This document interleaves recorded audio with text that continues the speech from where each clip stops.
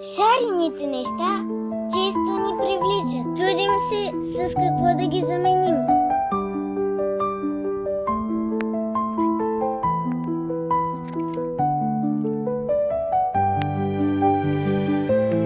Направих си сладоледова близалка от сняг. Излезе уникална. Изглежда много красив. Но ще станем по-силни и здрави от истинските бомбони.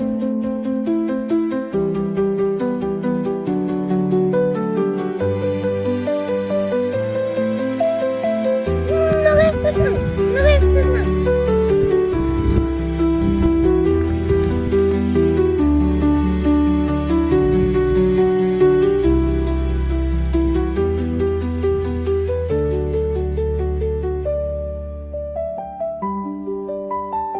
Истинската радост е в природата!